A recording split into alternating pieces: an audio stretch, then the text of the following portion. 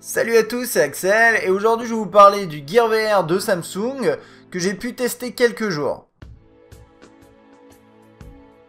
Alors le Gear VR, de quoi il s'agit, et puisque c'est pas également de l'autre côté. C'est un casque de réalité virtuelle, comme vous pouvez le voir, que j'ai juste ici, et qui n'a pas d'affichage intégré. C'est-à-dire que vous êtes obligé d'utiliser un smartphone avec. C'est un appareil qui est compatible avec plusieurs terminaux, donc le Note 5, le S6 Edge Plus, le S6, le S6 Edge, et bien sûr le Galaxy S7, qui a été annoncé il y a moins longtemps. C'est un produit qui a été réalisé en association avec Oculus. Alors j'ai longtemps hésité avant de faire cette vidéo parce qu'en fait c'est quasiment impossible de vous montrer en temps réel ou même d'enregistrer ce qu'il y a dedans. J'ai essayé environ 5 à 6 méthodes à chaque fois avec des résultats toujours pas intéressants. Ce que je vais essayer de faire quand même parce que c'était quelque chose que j'ai à peu près réussi à faire, c'est enregistrer des sortes de captures d'écran de ce qu'il y a dedans pour vous montrer ça. Mais je pourrais pas filmer à l'intérieur, ça marche, enfin on peut pas, c'est juste, il n'y a pas de possibilité, j'ai demandé à Samsung et ils ne savaient pas. Par contre, je souhaitais quand même vous donner mon avis sur ce produit, parce que j'ai quand même un avis à donner, je pense que ça peut vous intéresser. Bon, et pour info, ce produit il coûte environ une centaine d'euros, ça va dépendre. Là sur Amazon il est à 99 euros, mais vous l'avez aussi à 160, mais grosso modo si vous le payez de plus de 100 euros, c'est que c'est pas terrible. Bon alors on va regarder ça. Concrètement vous avez un masque qui est en plastique, qui est léger, dans lequel vous insérez un smartphone ici, avec un port USB qui se situe juste là en dessous, et dans lequel vous allez pouvoir insérer différents formats de smartphone. En fait il y a deux formats typiquement. Donc là par exemple je peux reculer ça d'un cran, paf, et je peux mettre un S6 Edge Plus de cette façon là, et après vous avez un cache que vous pouvez mettre si vous avez envie, mais je crois que c'est plutôt recommandé, vous le mettez ici. Sinon toc, on peut le tester bien sûr avec le S7, c'est plutôt avec ce produit là qu'on va l'essayer d'ailleurs, et là hop, on le repasse dans son format plus petit, et c'est parti. Donc vous l'aurez compris, la qualité d'affichage sur ce terminal va dépendre de la qualité d'affichage du smartphone qui est utilisé. Le fait est que sur un S6 Edge Plus, on a une densité de pixels qui est inférieure au S7, donc vaut mieux l'utiliser avec un produit qui a une densité de pixels élevée. Mais vous le verrez, même si on l'utilise, enfin vous le verrez pas mais je vais vous en parler, même si on l'utilise avec un produit qui a une densité de pixels élevée, ça reste pas terrible. On va continuer à faire le tour du design du truc avant de passer vraiment à l'explication fonctionnelle et à mon test entre guillemets, puisque je pourrais pas vous montrer grand chose, mais voilà, vous voyez les deux logos. Il y a des sangles qui s'ajustent, il y en a, il y a deux ajustements ici latéraux et un plus sur le haut ici. Je le mettrai sur ma tête, vous me verrez avec tout à l'heure. Et ensuite, bien là, vous avez des petites mousses qui sont pas inconfortables.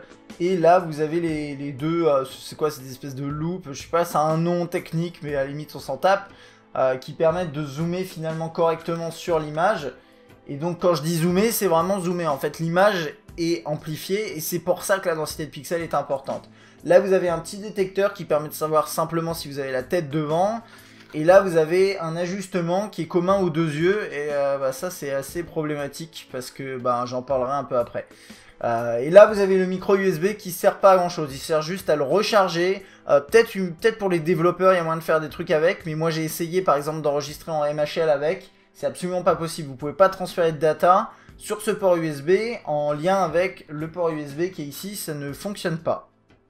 Bon alors en soi, le casque seul ne sert à rien, il faut un smartphone compatible qui va avec, donc je vous ai dit lesquels, et surtout il faut l'application Oculus, sinon ça ne sert à rien. Un truc à noter, c'est que si l'appareil est verrouillé, eh bien vous allez devoir le déverrouiller pour pouvoir accéder au contenu. C'est assez logique parce que quand vous mettez votre Gear VR sur la tronche, finalement l'écran va s'allumer, et c'est vrai que s'il est déverrouillé, enfin s'il est verrouillé, pardon, ça ne peut pas fonctionner. Vous avez également une boutique Oculus qui est là, on va ignorer ça. Et si je continue, normalement je devrais accéder à la boutique. Je l'ai pas encore fait là-dessus, je l'ai fait dans le casque, mais c'est vrai que comme je peux pas vous montrer le casque, eh bien je peux vous montrer éventuellement ça. Vous avez différents contenus, il y en a beaucoup qui sont payants. À l'heure actuelle, vu la qualité de l'expérience qu'offre le Gear VR, je vous conseillerais pas spécialement d'acheter quoi que ce soit dessus, mais après je peux me tromper, il peut y avoir des trucs bien. Et encore une fois, il y a un truc qui est important de noter, c'est que le ressenti que je vais vous donner par rapport à ce casque de réalité virtuelle, il sera très personnel, puisque c'est relatif aussi à la vue des gens. Vous pouvez le voir, j'ai des lunettes.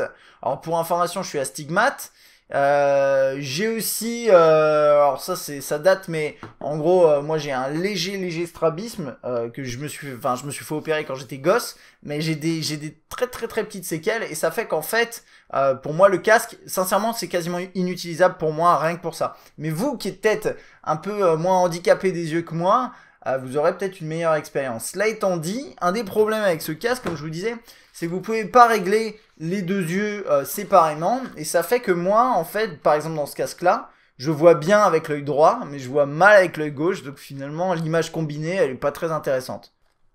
Bon alors, on va maintenant passer au produit en tant que tel. Je vais essayer de commenter pendant que je vois les choses.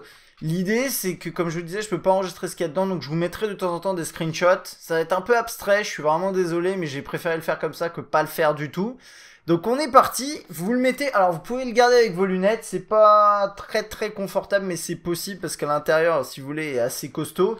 Donc c'est parti.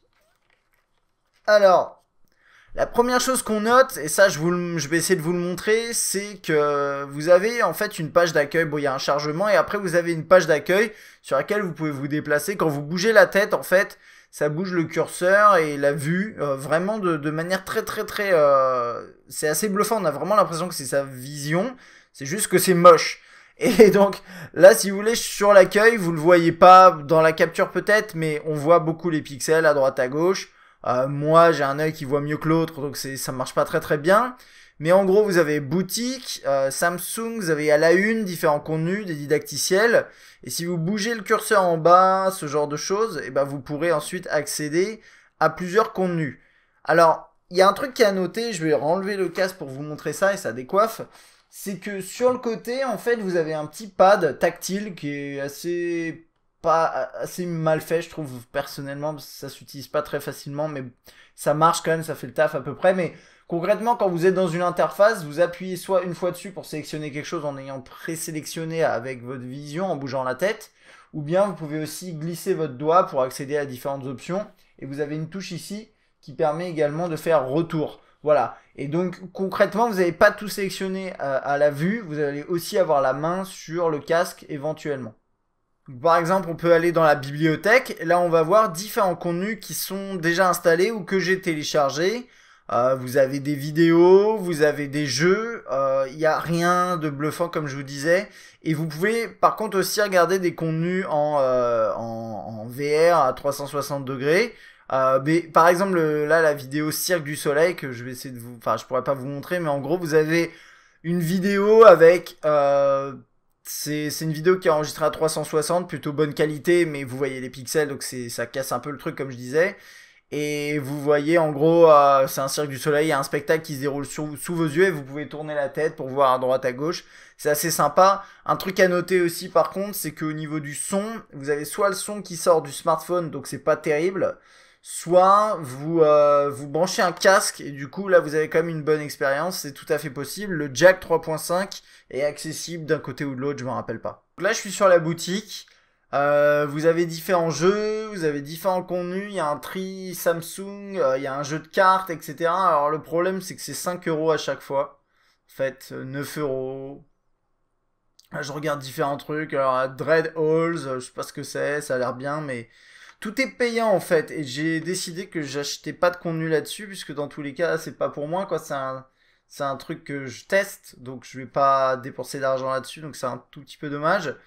Et il y a un truc à savoir, c'est que quand vous regardez un contenu, la fiche d'un contenu, il y a écrit confortable pour la majorité ou éventuellement s'il y a des contenus où vous pouvez avoir un peu la gerbe parce qu'en fait, bah, c'est un peu l'idée quoi. Là par exemple, Into the Dead, il y a écrit confortable pour certains. Et c'est quand même 8,99 le jeu quoi. Et je sais pas ce que ça vaut du tout, c'est ça le problème. Mais vous avez quand même pas mal de contenu, hein. Si vous regardez en bas tous les points, c'est des pages de contenu. Il y en a beaucoup. Donc si vous avez le cash pour vous acheter pour une centaine d'euros de jeux là-dessus, bah c'est possible. Mais après, tout est à, là encore une fois, j'en ai un 10 euros, 5 euros, là 1 euro, ok ça va, mais qu'est-ce qu'il y a dedans quoi? C'est pas très bien expliqué même parfois. Il n'y a pas trop de détails.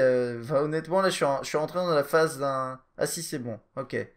Alors par exemple, c'est quoi ça? Imaginez une superbe plage tropicale Les vagues scintillantes caressaient le sable blanc. Alors, le truc, si vous voulez, et là je vais enlever le casque pour vous parler, mais c'est que j'ai enlevé mes lunettes, c'était quand même plus confortable, mais concrètement, ce qu'il faut comprendre, c'est que l'axe principal, ça va être l'immersion, ça va être ce côté immersif qui peut être sympa dans la VR, c'est ça le but. Mais dans les faits, comme vous voyez tous les pixels et que la qualité visuelle n'est pas excellente, pour moi, l'immersion, elle est quasiment pas là. Alors, j'ai essayé des jeux qui me permettaient, mais qui étaient très simples au niveau du design, avec des aplats de couleurs, etc. Et là, pour le coup, c'était pas mal. C'était pas mal, ça permettait d'avancer dans un univers virtuel qui était pas trop ambitieux, et de fait, ça passait pas trop mal. Cela étant dit, vraiment niveau immersion, moi avec ça, j'ai pas pu essayer trop de contenu, mais les contenus que j'ai essayé, enfin, j'étais pas dedans. Par contre, les mouvements de tête, etc., ça marche plutôt bien. Alors, on va retourner dans la partie vidéo. Là, je suis sur la section Twitch, parce que c'est vrai que je parlais avec quelqu'un l'autre jour, je faisais un live et qui me disait tiens, je te regarde sur Twitch, c'est assez drôle. Vous pouvez aller dans abonner et vous connecter à votre compte. Je vais pas le faire ici, je vais en ouvrir un au hasard, je sais pas, n'importe lequel, et on va voir à quoi ça ressemble.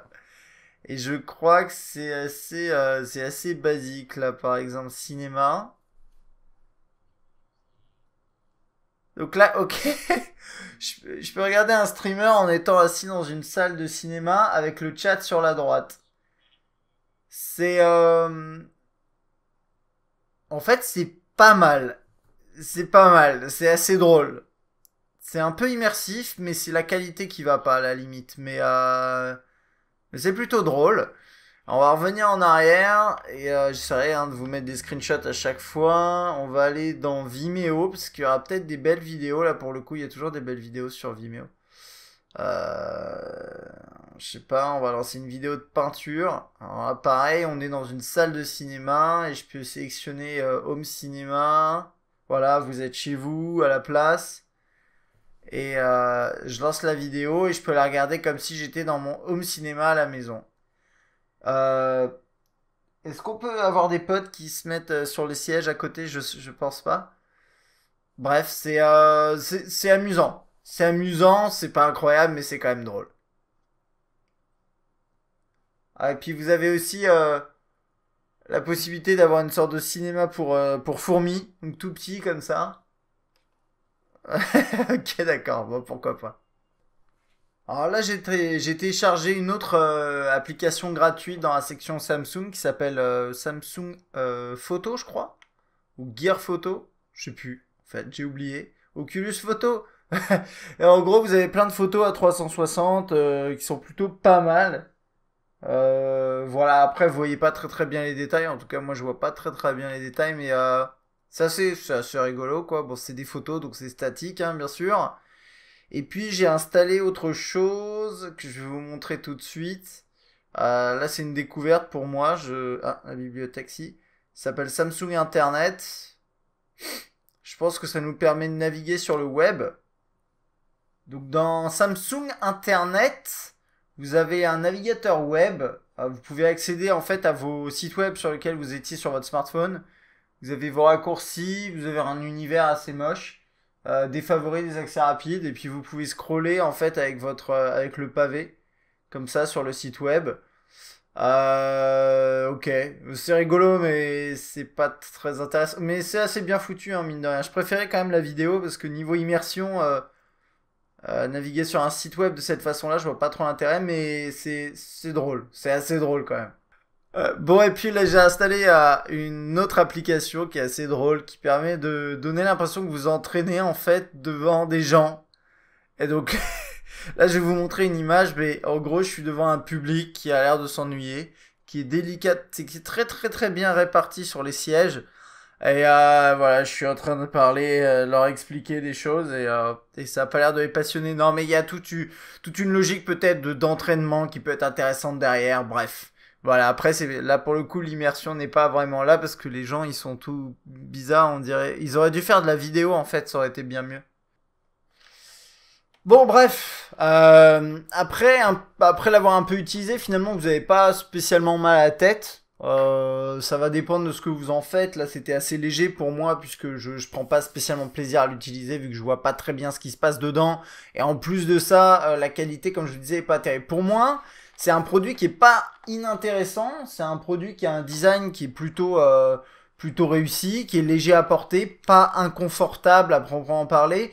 Il a un avantage aussi qu'il faut quand même relever, c'est que par exemple le Vive Pre, il me semble qu'il s'appelle comme ça, de HTC, apparemment est une tuerie, hein. Voilà, je l'ai pas encore testé, mais apparemment c'est une tuerie, mais vous avez besoin d'un setup assez incroyable pour l'utiliser. Là, tout est là-dedans. Vous pouvez faire de la VR directement là-dedans. Et c'est ça qui est aussi la force de ce produit, de ce Gear VR.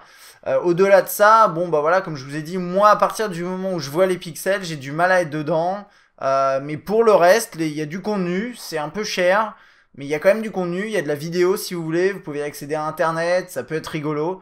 En toute franchise, moi mon conseil par rapport à ce produit, c'est si la VR vous emballe un peu et que vous voulez commencer avec un budget limité et que vous aimez bien les smartphones de Samsung, bah écoutez, pourquoi pas. Par contre, si vous en avez, c'est juste une curiosité, que vous n'êtes pas équipé Samsung, franchement, passez votre tour cette fois-ci. Attendez peut-être la seconde édition, je ne sais pas. Donc voilà, ce sera tout pour mon petit test assez rapide finalement, hein, du Gear VR de Samsung, que j'ai pas vraiment pu vous montrer tout ce que j'aurais voulu, enfin ce que j'aurais souhaité vraiment vous montrer, mais bon, c'est pas dramatique. J'espère que mon avis vous aidera quand même, vous orientera éventuellement si vous avez envisagez de l'acheter.